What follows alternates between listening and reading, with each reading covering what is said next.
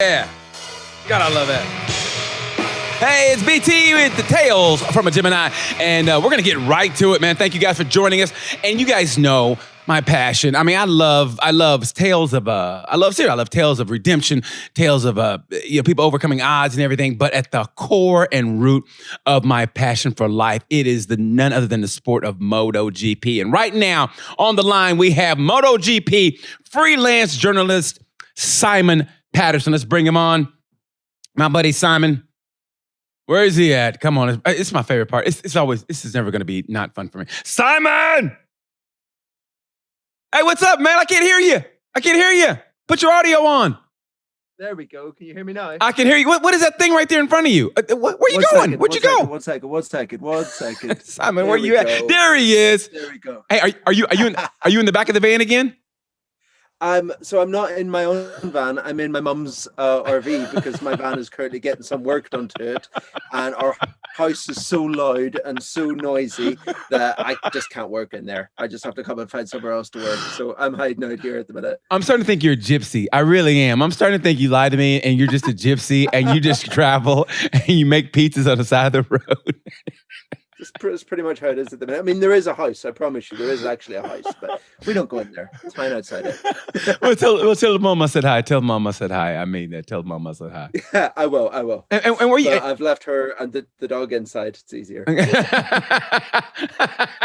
So where are you currently? Right now, where are you at right now? Currently, currently, I am in Northern Ireland. Northern Ireland. Okay, like what city? Right up in the northwest corner of Ireland. Not that far from the Atlantic Ocean. Here briefly. I got back. So what day is it? It's Wednesday. So I got back on Monday afternoon from Qatar. The first round. Okay. And I'm here until Friday night. And then on Friday night, I drive down to the south of Ireland, and I get the 32-hour ferry to the north of Spain, and then that's me until November. MotoGP season is on. Are you serious? So you're taking a ferry, a 32-hour ferry? Yeah. Are you taking the van also? Yeah. Because it saves like a 1,900-mile drive through France. So it's in the long run, it's a good idea. And the pizza oven.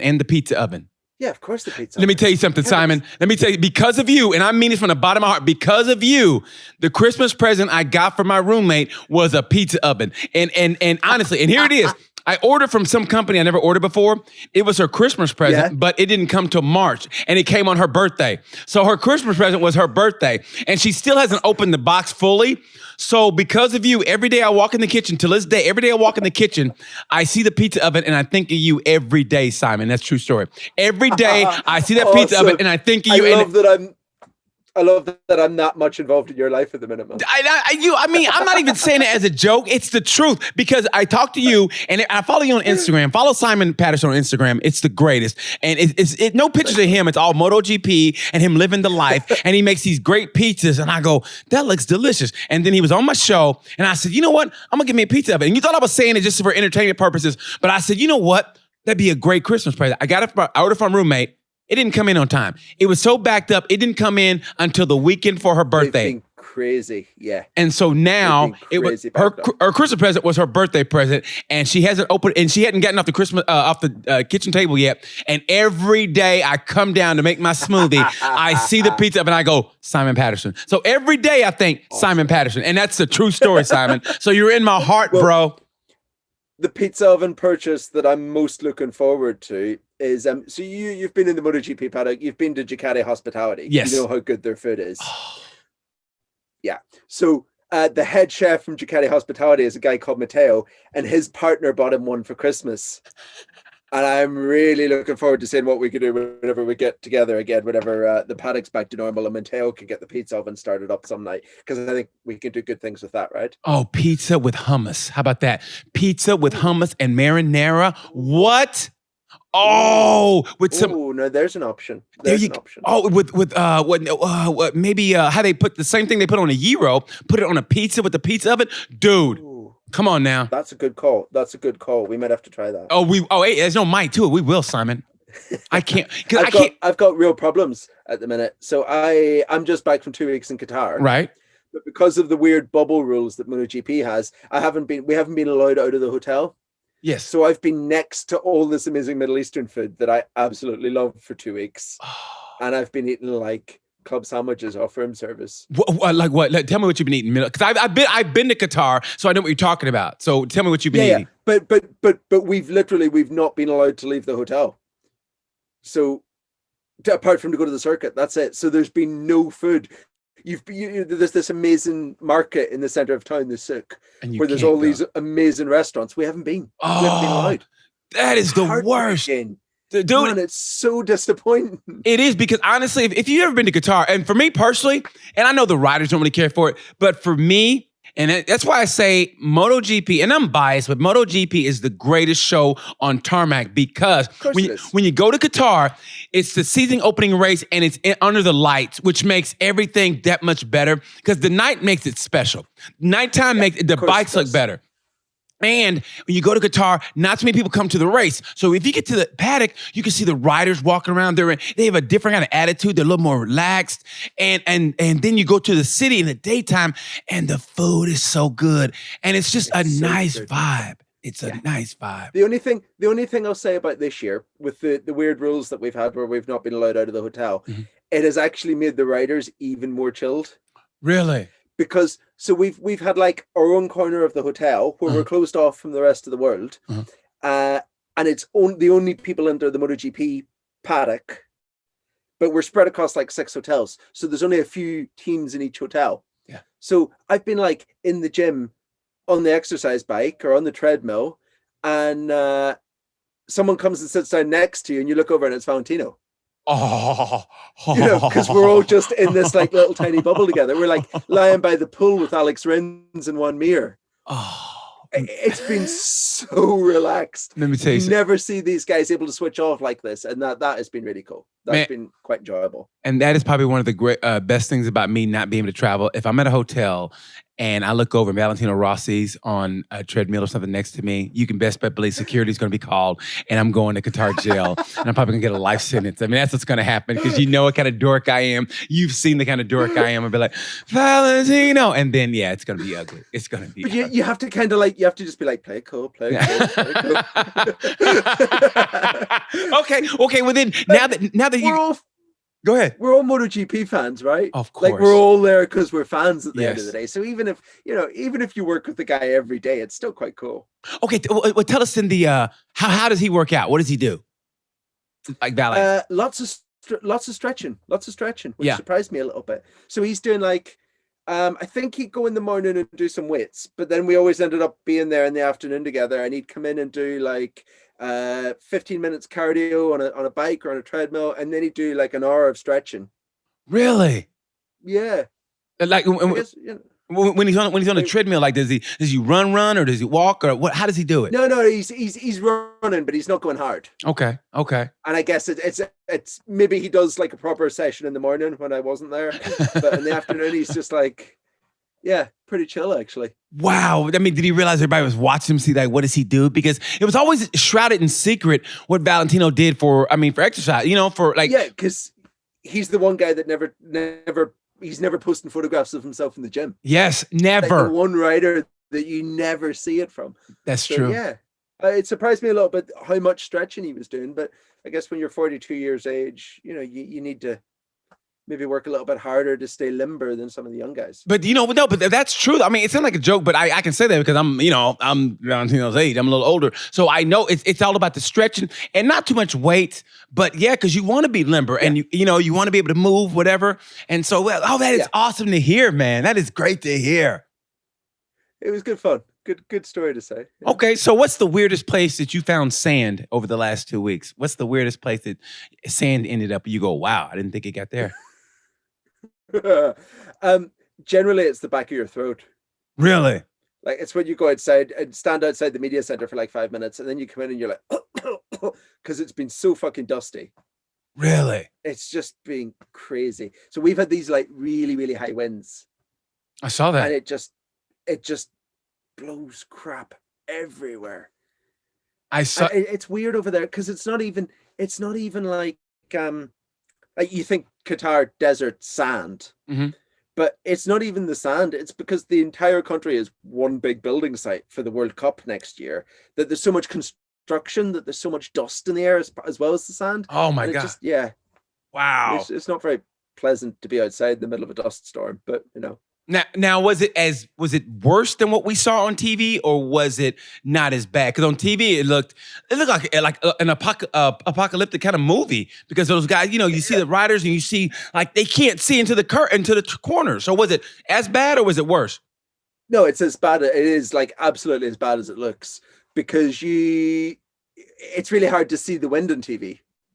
You know, it's whenever you're there and you're like, you've got that weird apocalyptic look and the dust blowing across and everything, but then you go outside and you're struggling to walk because the wind's blowing so hard in your face as well. Are you? That it felt like you know, those scenes you see in a movie sometimes where a nuclear bomb's just gone off and everything's like blowing. It's like that Really? at times. Yeah. Okay. It's Now, were the riders worried about like the sand and getting into the in the engines and ruining the engines? Because there was talk about that from just fans, you know, from Facebook and everything. I was wondering, was that a real concern? Some of the guys were using a slightly different strategy from usual, where they tend to like not stick the air filter into the bike for the racing for qualifying, Okay. because you're only out there for 45 minutes. You can take the risk of getting a bit of gunk in there. But they were some of the mechanics were saying we're running the air filters a lot more. We've got them basically in there for every session just to try and save the engine a little bit, because obviously as well, in a normal year you've only got one race there, but this year we had two, so it's double the opportunity to get all that gunk in there as well as the high winds. But nobody seemed too concerned about it. There was no one like panicking. And you know, we didn't see any engines explode or anything like that. So Well, Frankie's. I mean, even though they didn't say. I mean, Frank. so I've been doing some digging into that. I think what has happened there, right, is if you overfill the bike with too much oil, Yeah. it comes out into the air filter, and that's what you get, that smoke. So I think the fact that both bikes did it at the same time, obviously the team are never going to say, but I think maybe there was a little bit of human error there, where someone's just overfilled the engine with oil. Let me tell you something. I was going to go in order, but being I'm a Gemini and you went there first, we can go out of order.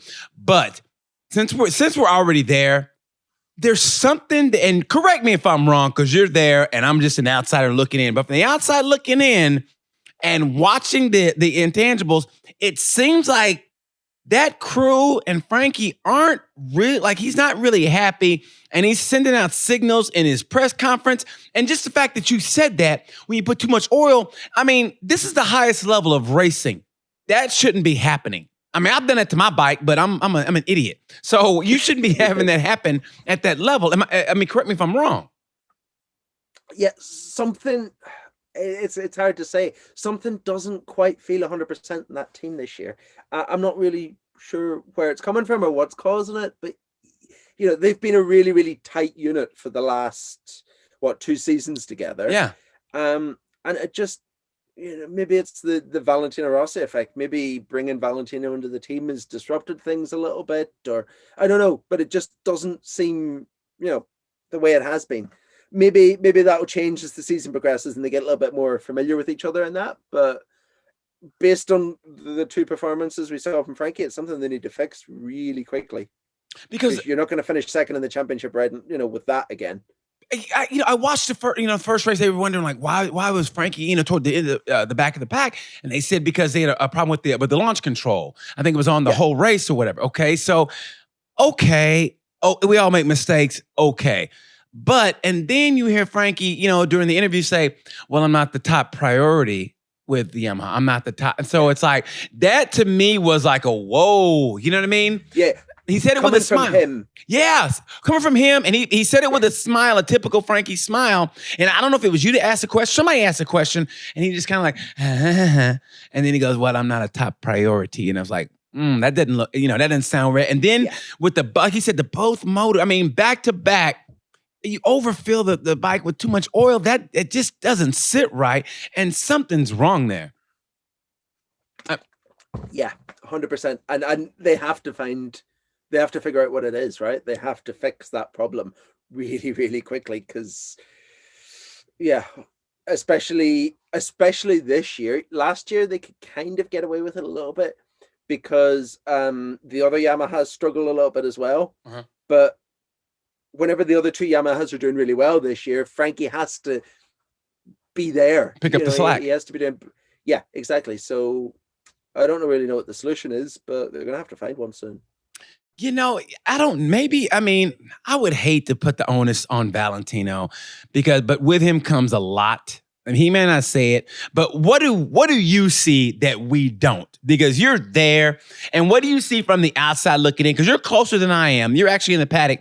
So do you see like body language? Do you see there's one thing to be in front of the camera and say this or that, and we see it. But there's one thing you're there and you go, what do you see that we don't as far as that team goes? And give us the juicy stuff. So I didn't see, I will say I didn't see too much of the team because they were in a different hotel from us. So we didn't really see much of each other, the whole social life thing like there normally is in the paddock. Right. But obviously I saw Valentino quite a bit and he looked super relaxed. Really? Like he looked more relaxed. Yeah, he looked more relaxed than I've seen him in years. Because we had like Monday, Tuesday, Wednesday between the two races where we weren't doing anything. Everyone was in the hotel together. We couldn't leave the hotel. And Valley's slouching around in like his flip-flops and his beat up faded Batman t-shirt, just looking like as cool as anything.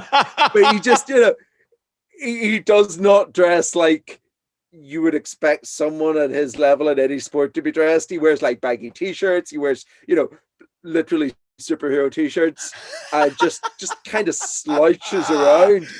But he looked so chilled out. He just looked really, really relaxed. Did he look happy? Did he seem happy? Yeah, he does. And I don't know if that's because we were kind of separated from all the people and things were pretty chill anyway, or if it's the new team environment. Part of me thinks that it has to be at least part of the new team environment, right? Like he wouldn't be bringing home so much positive energy from the track to the hotel if things were so negative there. So, and he had two really disappointing races. Like those are not the two race performances we expect from him. Right. But he was still quite upbeat through the whole thing, through the press conferences and through all the debriefs and everything we did with him. And I've said all along this year, like everything I've wrote for the race this year about Valentino has kind of said, the guy is 42 years of age. He is the oldest rider in the MotoGP grid by 10 years. Yeah. He's never going to be fighting for a championship. Yeah. Because you just can't, whenever, like he's literally, what, 19 years older than Joan Mir, the world champion. There's no way he's going to be able to bring the performance he needs to fight for a championship. Yeah. Which means this year is going to be about finding the opportunity now and then to have a good result. Yeah. He's not going to be able to do a good result every weekend, but he can do, if he can pull out the odd podium, everyone will love it, right? Okay. But the problem with that is that if you're going to have weekends where you're really good, you're also probably going to have weekends where you're really not good. Yeah. And that's just what this year is going to be, I think. There's going to be really good weekends, and then there's going to be weekends where it's not as good, and that's just life right now for him. What do you think the tracks are that he's going to excel in, that he's going to have his best chances? So I think Jerez. Okay. When we go back to Spain, so right. not the next round up, but the one after that.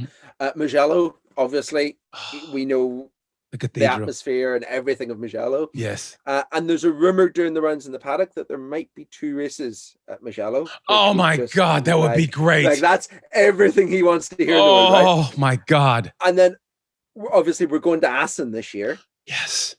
That's his race. Yeah, that's a good race. I think we'll be back at Silverstone this year because like the one thing that the UK has done well in the entire COVID thing is the vaccine program. Yes. And by the time it gets to August, the UK, there's every possibility that not only will we have a British Grand Prix, we'll have fans at it because things are looking pretty good here. That'd be great. And then there's also the opportunity, I think, to go to Australia, to go to Phillip Island. Yes. So if we can race at Assen, if we can race at Silverstone, if we can race at Phillip Island, there's 3 circuits that he actually can win at. Man, I tell you what, if he wins, I don't think there would be a dry eye. I mean, I remember when they thought he was done when he went back to Yamaha and he wasn't winning and he won in Assen and I cried like a baby. I had tears in my eye. I was at home. I remember that. And I cried and I was like, I can't believe I'm crying over a grown man winning. I remember that, man. Because I think Marquez was behind. I go, Marquez is going to get this guy. And Valet held him off. And I remember crying like a baby, man. All the negative stuff, whatever. You just want to see Valet win one more. You know what I mean? That's the thing. Like the amount of people I've seen on social media this week writing him off after finishing 16th at the weekend. Oh, he's done. He needs to step aside. We need to get rid of him, etc., etc., etc. But the thing is, if he wins one race, all of that will be forgotten about right away. Everyone will forget instantly. If he wins one race, I just think, honestly, I always say if I just feel like everything's going to be right with the world for that one day if he wins. You know what I mean? Exactly. He'll bring hope to the world, not just racing. I just feel he'll bring hope to the world. I mean, I think the world will stop for a second and everybody will have a tear. And whatever you're doing, like people are like, what was that? I think Valentino just won. I mean, I think it'll be that. I mean, you'll exactly. People watch like this, like it's Valet, hold on, and they'll hold their breath. And we just wanted to win one more. We kind of saw it, was it last year? Whenever Tiger came back and won again. Yes. Tiger Woods. You remember? And suddenly everyone was talking about Tiger Woods. It only lasted for a week. Yeah. But everyone for a week was like, wow, the old guy did it again. And there'll be a bit of that with Valentino, It's like David Bowie said, we can be heroes for just one day. You know what I mean? I mean that, exactly. Man. If things can go right, because you just never know in racing. That's the beauty of it. That's the beauty. Look at the crazy, crazy, crazy year we had last year. Like anything can happen. I mean, okay, so speaking of anything, and the elephant in the room is sitting right here, which is 8-time champion Marc Marquez. I mean, what are you hearing that we're not hearing? Like there's always the stuff that the people hear, and there's stuff that you guys hear, but you don't report on it because you don't know it's true. You want to get a libel suit. So what are you hearing? What are you hearing so my fans can know? What I think is going to happen right now is so Mark has another medical check on the 12th of April. So what's that? 5 days time? Yes. And until that, they won't make any decision until that. But the last medical check he had, which was a month previously, things sounded like not ready to go racing again, but ready to almost go racing again. Like they're being very, very careful and very, very deliberate in all their actions because of what happened the last time. Yes. With coming back too soon. So everything's being like careful, careful, careful. But it sounds like we are almost at the point now where they're going to say, yeah, go for it, race motorbikes again. And if that's the case, we'll get him back at Portimao and everything will be, a little bit more exciting again, even more exciting again. I don't think he's going to come back. I don't think we're going to see him come back and like immediately be winning races again. Yeah. Because it is going to take a little bit of time to get his performance levels back up. I don't buy the fact that, he's Marc Marquez, he's so talented that he'll just come back and win races, because it won't be that easy. Right. But he will come back and, he will come back and be fast. Like, there's no doubt in that. It's just how long it takes him to be fast. And just the excitement of having Marc Marquez back is just going to ratchet everything up another notch. Honestly, and I'm so biased right now, but I just look at it as like, and Dorna is doing an exceptional job. Carmen Espeleta is doing an incredible 100%. Job. I mean, what they're doing is unbelievable. F1 gets all the credit, but I just think MotoGP is they're the best show on tarmac, and I mean it from the bottom of my heart, what they do and how they do it, and the excitement and the youth movement, everything they have. And if you have the greatest champion in the world come back, Marc Marquez, and you got a fading champion with Valentino, and you've got the intangibles of the youth movement coming. I know you wrote about the youth movement coming up in MotoGP. I mean, we're talking about We're talking about Jorge Martin. We're talking Enea Bastianini. We're talking Valentino's brother, Luke. And I think, Luke is one of those dudes. He's so cerebral. He's literally a chess player on two wheels. Perfect word to describe him. Yeah. And I've said this all the way through too as well. Like, Luca was never going to come in and do what Jorge Martin did. He was never going to come in and just go boom fast on the podium. He was always going to take a little bit of time just to build, to learn all the way. his time will come. It's just not there yet. He's That's what we've seen him do in other series. He's just methodical, man. He's that guy when he gets it. He is. When he gets boom, and the boom, and the boom, and he gets it, and he gets it. But I'm gonna ask you a question. How much do you think that horrible crash at Le Mans, how much do you think that it dented his confidence in racing, or did it? You know, because I mean, he from that crash, not only the mental, but he actually had a physical with the ankle that's still there. So do you think it was more physical, or mental, or do you think that affected him? I think that sometimes we think that crashes are all physical and that riders just recover from the physical thing and move on, and that's put behind them. But it's not that simple. You are right. Like, there is obviously a mental component to all of it. And sometimes that takes less time to get over. Sometimes that takes more time to get over. I think it did derail his season a bit last year, but I think he's over it now.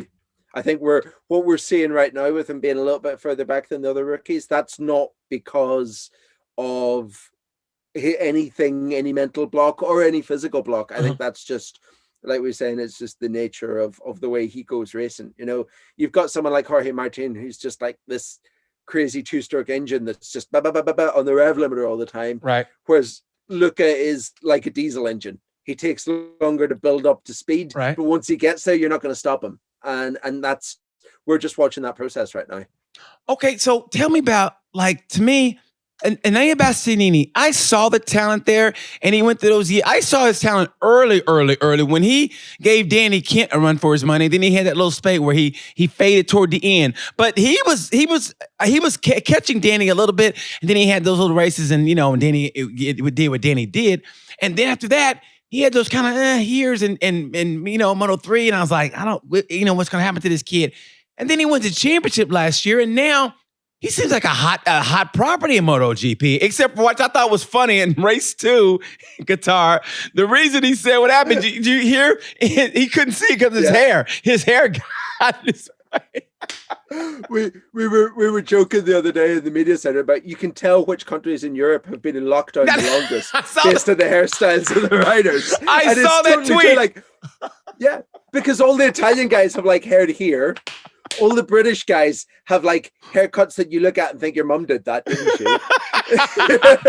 and then you've got like the Spanish guys, where Spain is still like quite open, and they've all got perfect haircuts and nice dye jobs like Fabio Quartararo. It's all easy. So there is definitely some sort of correlation there. But I saw that tweet. Yeah, I bet you Bastia comes to the next race and he's at least been to the sports shop to buy some haircuts. I just thought that. Darren Binder wears that like water polo cap. Yes. Maybe he needs to get himself one of those. Just, keep the hair back. He really should, man. Because, I mean, to me, Darren Binder has the best locks in the game. I mean, if he, Marco Bezzecchi. Bezzecchi's just trying to copy Matt Dunn. That's all he's trying to do. He knows who Matt Dunn is. He's trying to copy Matt Dunn. I mean, he knows what's up. Matt's hair is out of control. I love Bezzecchi's hair, but to me, you give me Darren Binder's hair. It's full. It's got that model kind of look. Let me tell you something. If he wins championships, that dude can be the most famous racer in South African history, including his brother. Oh yeah, because he's got the stupid comments to go with it. He's got the stupid comments. I mean, he's kind of crazy, but he's got that $1 million watch smile, and he's got that, hey Mike, and he get the hair. If he starts doing his hair, the hand through the hair like this, and he wins, and girls go, oh my God, who is he? Let me tell you. You'll appreciate this. Check out how out of control the Matt Dunn haircut is at the minute. It looks like Sideshow Bob. I can't wait to show him that. Man, I love me some Matt Dunn. He and Bezzecchi. There might be long lost blood twins. You never know. Yeah. Maybe Bezzecchi was born in England, and he was like a bird watcher, and they took him away to become a motorcycle racer, and that was his brother, and he never knew it. Maybe we should like 23andMe the DNA test to see.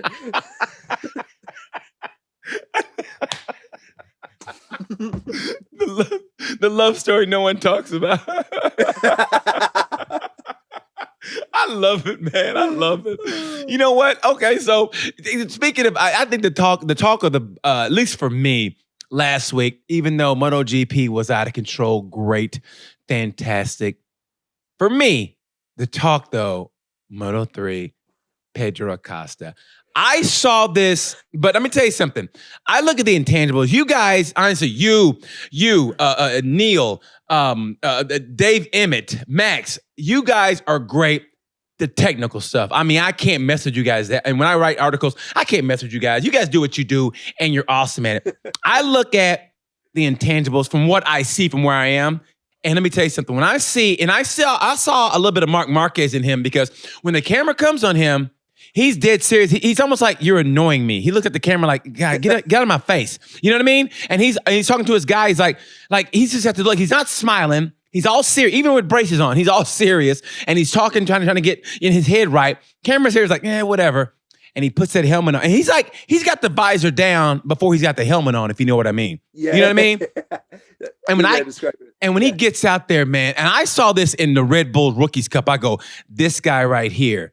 You know, even with all the talent I've seen through Red Bull Rookies Cup, when Sasaki won, when the Atu brothers raced, I look at Acosta and I go, this guy has something special. Even before that, and when he was lined up, and it was great the way he said it. Everybody was like, oh, you got to line up on the pit lane 5 seconds after everybody goes, and he goes, I got this.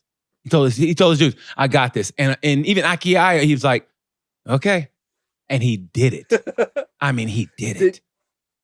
Did you hear the story about the pre-race strategy that they made? No, what was that? So obviously there was a group of them starting from pit lane. Okay. So Romano Fenati came to him to say, look, we have a strategy for the race. We know what we should do.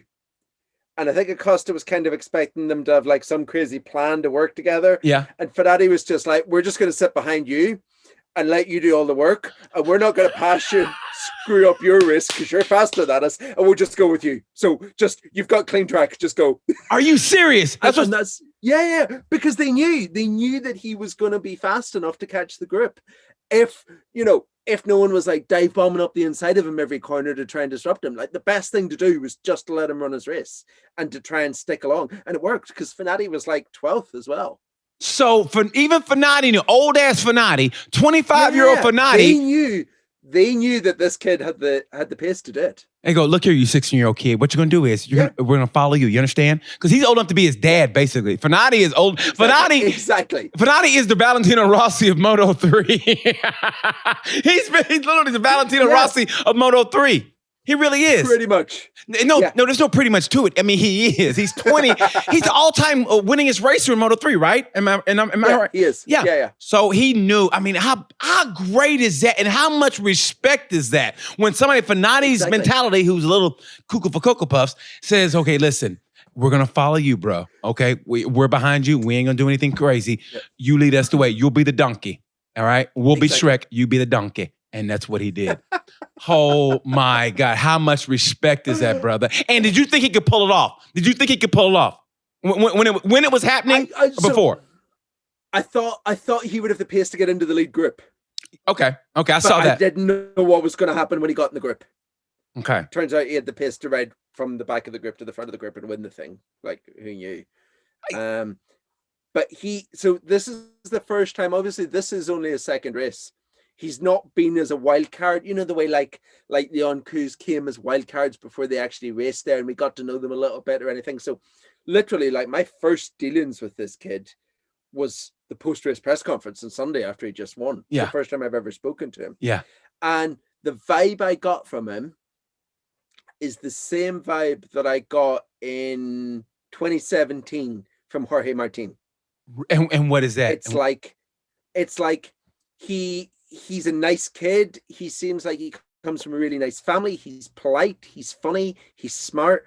But he is also super, super serious about what he's doing. Like, he is an old head and young shoulders. He speaks perfect English, which is like an immediate, like, you look at that and think that's someone that's preparing for the rest of their career.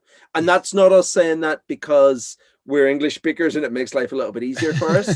We're saying that because you look at look at Joan Mir, look at the world champion, right? In his garage, you had last year, you have an Italian team boss, you have a British crew chief, you have a French tire technician, you have Japanese engineers from Suzuki, you have Swedish engineers from Öhlins, you have a load of Spanish mechanics, you have a Spanish rider.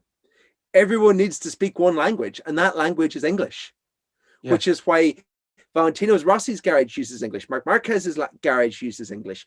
So if you're 16 years old and you want to be the next Marc Marquez, you know I need to learn English as well as learning how to ride a motorbike really fast. You need to build all these different steps. And I can see him doing that already, which is like, that's the like, that's a good sign that he's taking this very seriously. He gets and he, you know, after the first race, whenever he had that such good first race, the team sent out an interview with him, that they had asked him some questions and whatever. And one of the quotes from it was, you only get in life what you work for, not what you ask for. Wow. At 16, he said that. 16-year-old kid. Yeah, exactly. Okay, did he say that, or does dad go, hey, here's a note, and he read? I mean, no. From what I understand, from like dealing with him and from hearing what other people did with him, that's him. Wow. He said that at 16. He is the next big thing. He is the next big thing. I think you're totally right. Like I said, he's got the visor down before the helmet goes on, if you know what I mean. I really think that exactly. He's all business. But I tell you what's great about that is, even in his own division, I think personally, and you correct me if I'm wrong, I think Izan Guevara has the same kind of mentality. And you might, and please correct me if I'm wrong, but I think Izan Guevara is another guy. Something. Yeah, because he took a tumble in a warm-up, stretchered off. Yeah. They didn't think he was going to race. Next, he's on up on the grid like, all right, let's go, mate. I mean, like, what? Yeah, like you're supposed to be in a... What's the drama? Yeah. I mean, exactly. Didn't he win the CEVs? Did he win the CEVs? Yeah. MotoGP's incredible. I'll tell you the other one while we're talking about young talent. Okay. If I was to stick $1,000 on a rider now who will be a MotoGP world champion, it would be Raul Fernandez. I was going to go there. We were going to go to Moto2, but you would have to, you're taking my job away. I was going to get there. He's still in my head. He's still a Moto3 rider because he's only done 2 Moto2 races. Okay. But here's the thing about Raul Fernandez. And please, like I said, correct me if I'm wrong. I'm an outsider looking in. I'm just a wannabe. That's why I have people like you on, because and I'm just talking out of my ass. But with Raul Fernandez, and I absolutely love Raul Fernandez. I mean, you understand. I love Raul Fernandez, okay? Yeah. But here's my thing on him, and correct me if I'm wrong. All his greatness, never qualified, below 6th since he's been in Moto3 and Moto2, never qualified below 6th, never, okay? But for all his greatness, here's what I feel. I can't anoint him the next crown until I've seen him in a dogfight, until I've seen him, because I think in space, he's great. But when he's in a pack, that's where I wonder about it. Because in Moto3, I think we talked about this last time. In Moto3, when things were getting dicey and toward the end of the race, he faded a little bit, but he had his best races when he got in space. Yes. Now in Moto2, you can get space.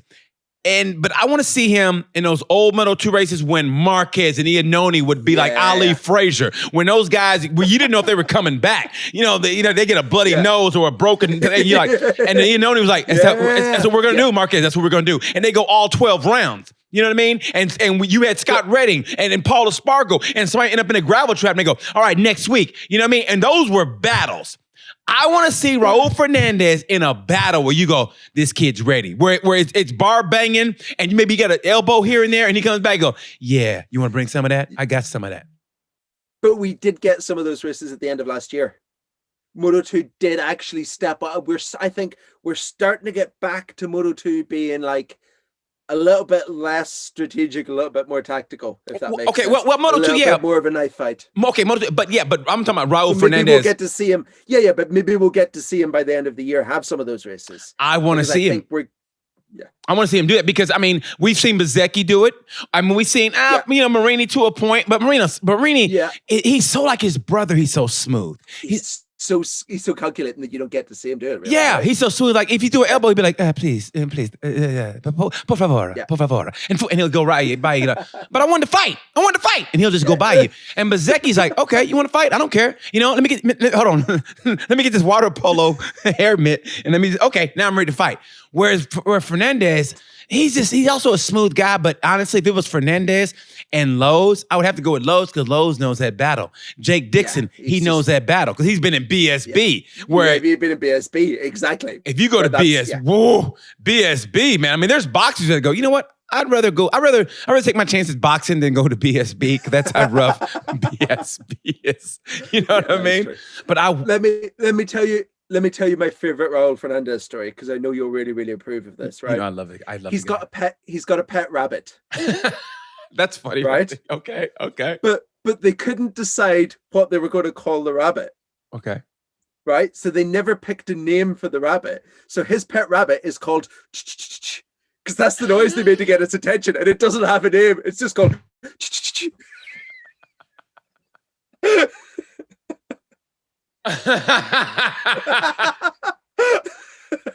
He's got no name for his man. No. That's it. It's like yeah. Because by the time that it came to like trying to decide on a name for the rabbit wasn't going to answer to any name anyway. So that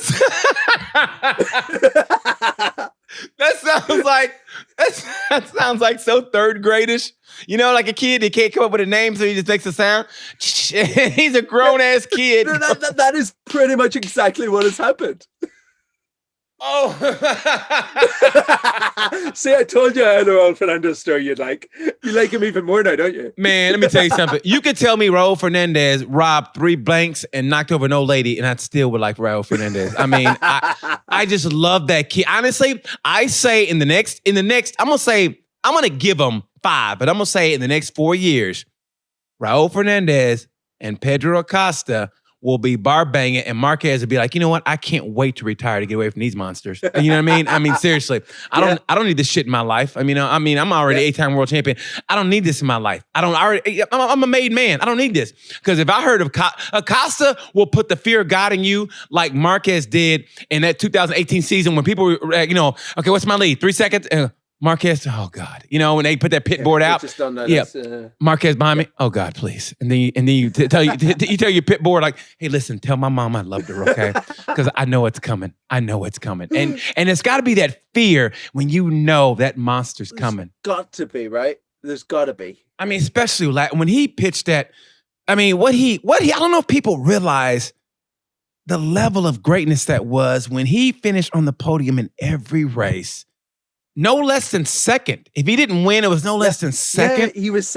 A bad race was second place. A bad race with the greatest talent in the world, and you finished second. And I think we just took it for granted. We're gonna look back on that and go, "That was magic, man." Yeah, because we've seen how close MotoGP is right now as well. Like we know we are in the golden age of competitive racing, and he's still doing that. That's what like, I mean. If it was 10 years ago and he was riding the way he was riding in 2018, 2019, you'd be expecting him to win every race. Yeah. Like literally to clean sweep the championship. And we did see that in 2014, his second year, when he did 10 in a row. Like that was a hint of what he, if it had been just a couple of years earlier, he'd be unstoppable, completely unstoppable. And that's why I think the intangible this year is coming back from that injury. Is he going to be the same? Is he going to have the same mental? I mean, are we going to see that crack and we're going to see that tear in Superman's cape? How's that mental going to be? How's that mental going to be? To me, but you know what? That's the sign of a champion is battling back from adversity. When you're winning, who can't? When you're on top, man, this guy's mental. But it's not the first time, because you remember his career was almost shortened that weekend in Sepang when had an eye injury, and they didn't know and they didn't know his career could be over. And I remember and no one really was talking about it. I go, man, this could be if Marquez, and he was able to come back. But so he's been through that before, Yeah, he has. So it's just gonna be, man. I like I said, I just can't wait for this season. I mean, from the perspective of a completely neutral party, who would never don't misunderstand me for a minute. Don't think that I'm wishing ill in anyone, but if he came back and he'd just been turned down from 11 to 10, imagine how much better it's going to make everything. Yeah. I mean, honestly, and that's if it just takes the tiniest bit of the edge off him so that the others are just a little bit closer, it's just going to be mind-blowing. Well, you know what? I mean, I'm trying to go back in my Rolodex years, but so he's 26, right? He's 26, right? 28. 28. Oh my God, he's 28. So yeah, I know, he's an old guy. Yeah. In the world of MotoGP, you know, when your world champion's 23, that suddenly is old. Yes. So he's 28. So he's still gonna have that testosterone. He's still gonna have that. I think he still has it in him. That you can see that look in his eye where he's still, hey, I'm the champ. And you can almost see him just chomping at the bit. I mean, the little bit I've seen of him, he hadn't really talked that much, but the little bit I've seen, he still has that kind of, like he can't wait to go out and just, take it to the field. But what's going to be great is to watch I'm going to gauge the rest of the field by how he is this year. And here's the intangible that I'm going to talk about now. Of course. Okay, you talked about Rossi. He seemed happy. Now, Rossi's happy, I think, for two reasons. One is he's Rossi, like you said, new team, whatever. But the intangible is he's with a woman who he sees himself having kids with, settling down with the rest of it. And that's why I think it's going to be a different Vinales this year, because Vinales got married. And I think his mental is better. I think he knows he's having a baby. He's married. He's his home life. And he even said, he kind of alluded to that in the press conference. He goes, I'm happy. I'm at home. I got somebody that cares about me. I got somebody that I love. And I don't think anybody picked up on it, but he mentioned Austria in passing. And I think that bike flying by his head, honestly, I think and the next race where he had to dive off the bike at over 100 miles an hour, 2 weeks in a row, that he's kind of, I'm saying, cheating death, but so you take those, and no one really asked him the mental from that, which is weird. No one asked him how he processed that mentally from almost getting wiped out by a bike. They didn't talk about that, in any press conference. At least I didn't see that. Yeah. And then falling off the bike, and so he said that in passing. He said in Qatar, I think after his race or at the press conference, I think going into the second week, he said Austria, and he goes, "I'm happy in my home life now." And I think, and that's just me, that with that kind of experience from Austria, like, whoa, this could be taken away. And you find the person that you want to spend the rest of your life with, and you make that commitment, and now she's pregnant, going to have your kid, and they got that tattoo. That's going to put you in a different place mentally. And you're set mentally, and all you need is the bike. And if the bike's not performing, hey, it's okay. We'll work our way around it.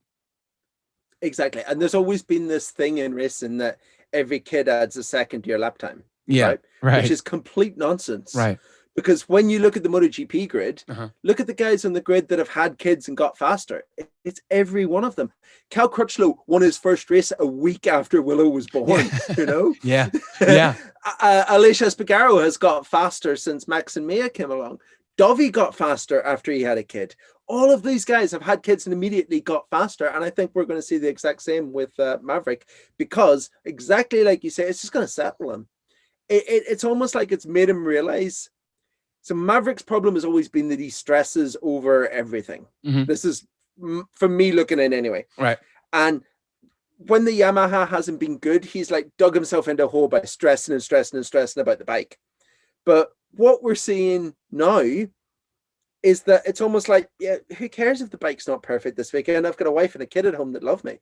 Yeah. It takes all of that off him. And genuinely, I think having a kid is going to make this his best season ever. I think so too. I mean, I think it's up to Yamaha and the bike. But I tell you what, man, 2 straight weeks, 2 Yammies on the top podium, your factory riders. Lynn Jarvis has to be feeling really good going into Portimao, even though that's going to be KTM territory. I think he's got to be feeling really good going into Portimao.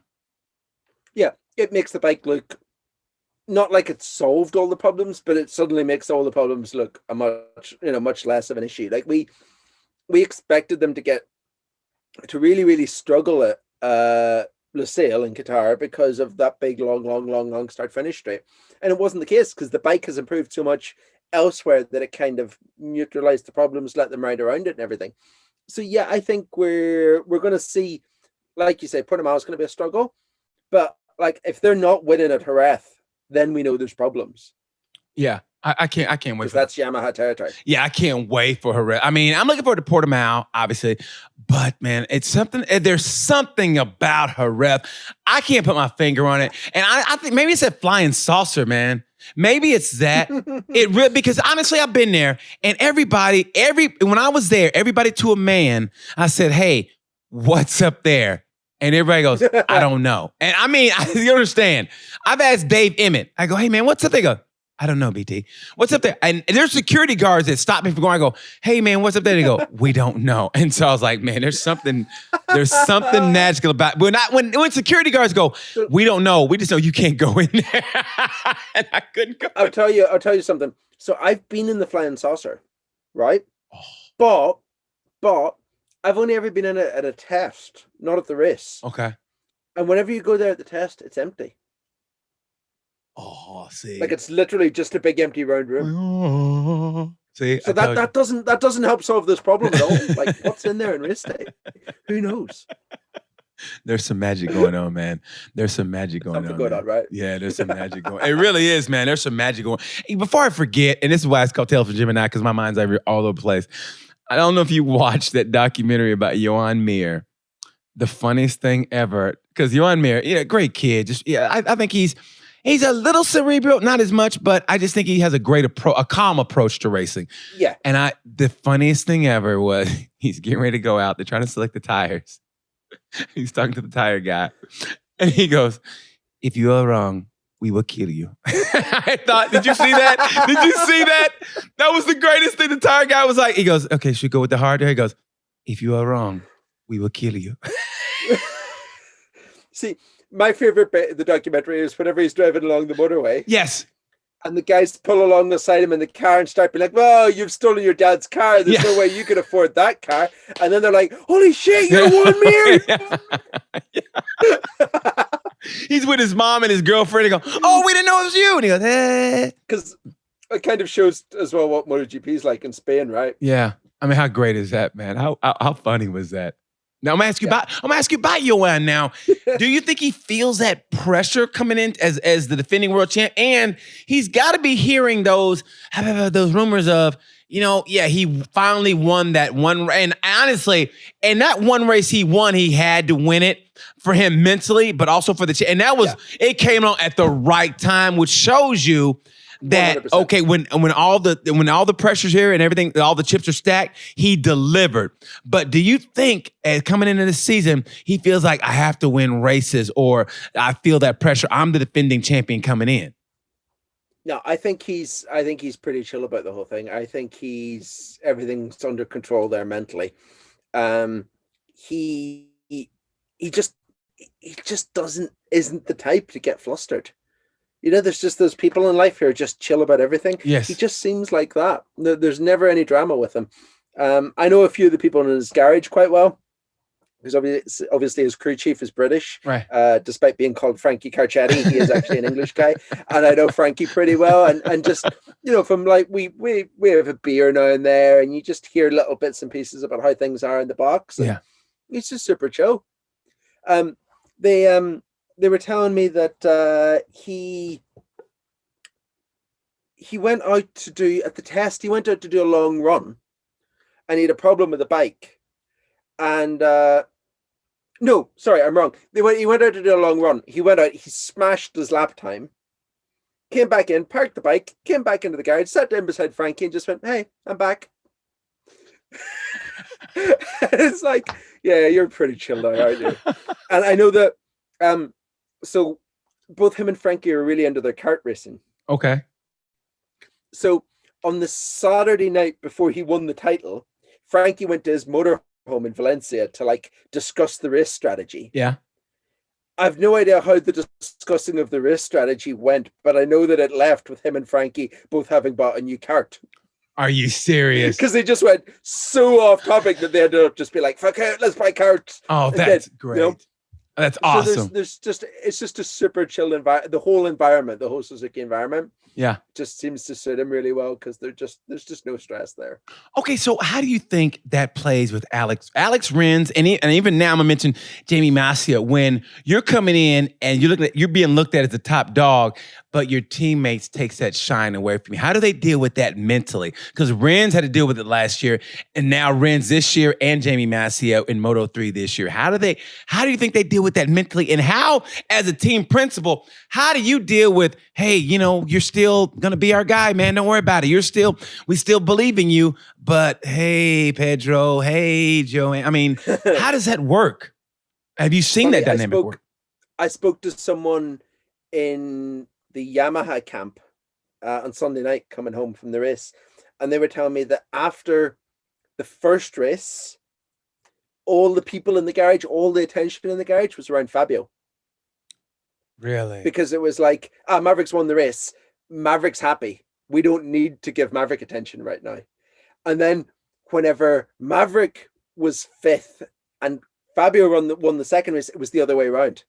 Wow. Okay. So okay. There are smart people, the people in that box identified right away.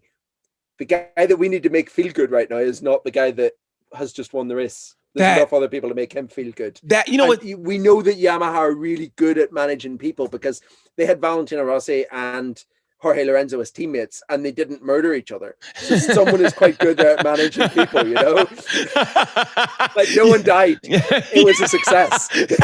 Well, you know what it's like? It's like when I mean, my dad did me that way. Because I remember when when I had my little brother. All the attention goes to the little baby. So my dad took me out shopping for any toy I wanted, just to let you know, hey, we still love you, but we got a baby, and he's going to get more of the attention. And that's what they have today. They treat like babies, basically. Yeah, and that's pretty much how. That's what being a team manager is basically like being a parent, right? Yeah. $1 million babies. They're $1 million babies, is what they are, literally. But they are babies, like They'd have to be like fed on time and delivered to where they're going, like children. Okay, but you know what's funny you say that, and here's what I think is funny. And granted, I know these guys are top of their level ever, but hearing Miguel Oliveira on the after race talk about how he had no electronics, so he on the dash, nothing on his dash, and he goes, I didn't know what gear I was in, my electronics, I didn't know, and I wanted to go. I wish he would say it to Valentino Rossi, because, like somebody who's been in about 20 years, he goes, oh, you didn't know what gear you were. Oh, really? You didn't know what gear? Oh, poor baby. Really? Oh, have you ever ridden a 500 two-stroke? Have you? Poor baby. You didn't know what gear you was in. But part of the problem with this, and you have to remember, is, right, whenever we have 15 riders separated by 8 seconds, like it was at the end of Sunday's race, everything is so tight. Yes. That it's not even that you need the advantage, you just need to be on a level playing field with everyone else. Yes. And I think that's kind of the problem that he had. It wasn't that he spoiled it, it's that everyone has it. So whenever it's taken away from you, Well, I got it. I just thought it was kind of funny. And I understood it. I really did. But deep in my heart, I was laughing, going, really? Poor baby, no electronic. Oh. I'm looking at it from Valentino Rossi's point of view, or the older riders going, really? You know what gear you were in? Oh, and then what happened? Are you serious? Did you have even a superbike rider? Yeah, exactly. Even a superbike, right? Yeah. Oh, really? You didn't? Oh my God! You know what I mean? You take one of them old school guys. Like, wait a minute, you have a crash in your the race suit that has the your suit inflates. Yeah, the suit inflates when you crash. Really? Oh my God! Yeah, we didn't have a chin strap. Collarbone surgery. Yeah.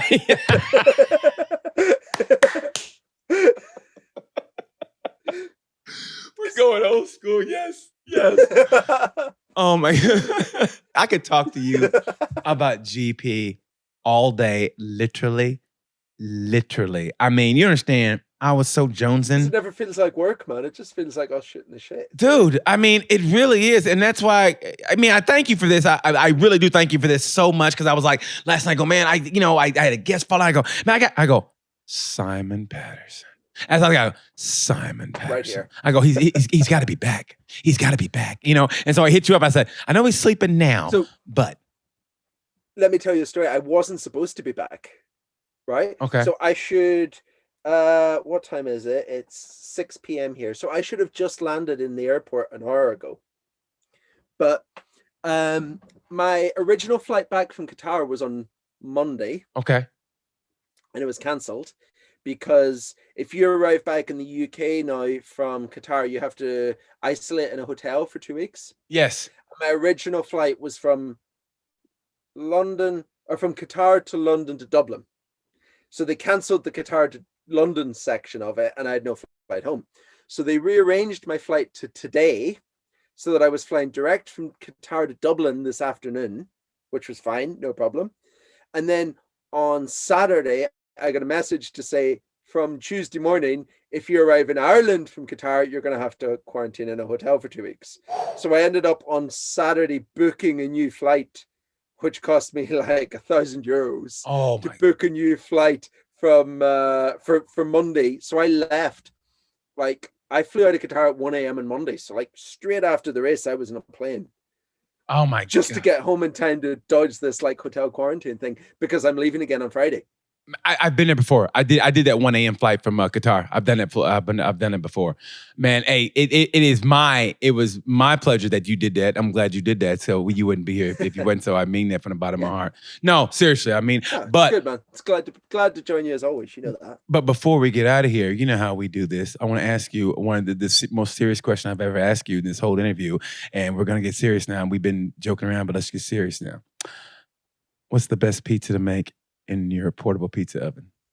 The best pizza to make in your portable pizza oven. So I decided at Christmas that I would go do something a little different. Okay.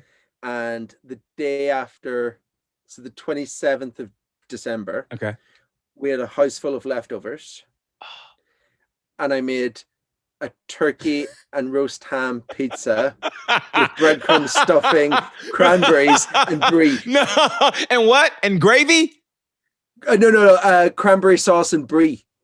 Brie on a pizza. Yeah, it was. Oh, it was so good. Did you put marinara on it? Did you put marinara?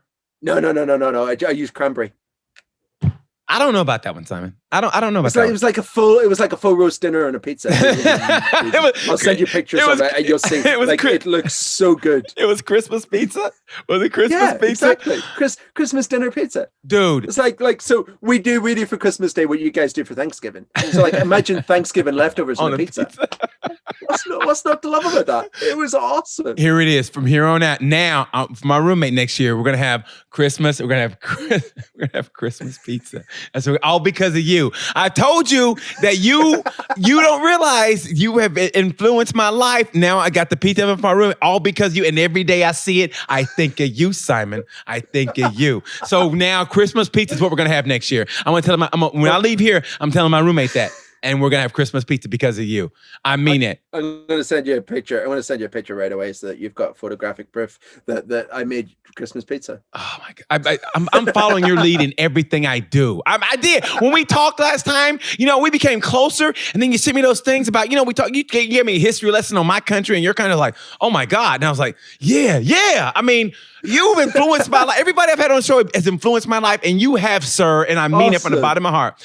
No, from the bottom of my heart, you have. I mean, I don't know if I've done anything for you. Pleasure to be a part of that, man. No, it's my pleasure. You've helped me. You've exponentially expanded my life and my knowledge on things United States and in things obviously MotoGP, but and things food and culinary, which is actually the most important. Wow, you know, that's the most important thing in life. Exactly. Oh my God, to eat. But what's more important than pizza? Pizza and watching MotoGP. What? Top there that. We go. Top that. It can't be topped. All right, before we get out of here, Simon, here's what I want to do. All right, don't think about it. Don't think about it. Just tell me off the top of your head. Top 3 for the championship. Moto 3. Give me your top 3. Champion, second, and third. Don't even think about it. Tell me. Top 3, Moto 3 for the championship. John McPhee, Jaume Masia, Pedro Acosta. Man, McPhee's got to come. He's got Knuckles. I'm calling John Knuckles McPhee after that fight with Jeremy Acosta. I have love for McPhee. No, I love McPhee, and I actually don't blame him. But let me tell you something. Jeremy Acosta, he could piss off Jesus. I mean, he's that dude that he does. I mean, he's like, Acosta, he's lucky he's bigger than everybody. He really is. But McPhee's Scottish, so he doesn't give a shit. He'll fight anybody. You know what I mean? He don't realize. Well, I think if you've been knocked off by the same guy 4 times in 9 months and you've been knocked off twice in 2 races, you're going to be a bit.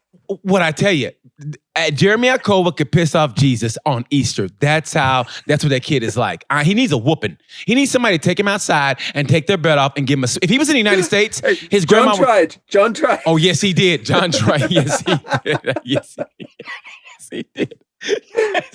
He did a damn good job too. Where you see Acosta going, it wasn't my fault, and you see him, stop it. He goes, I can just see him going, stop this. It's awesome. Stop it. It's on TV. Stop it. Okay. Top two, top three, Moto 2 championship. Top two, top three, Moto 2 championship. Sam Lowe's by a million miles. Yes. He's going to walk it. Yeah. Bezecchi second, Raul Fernandez third.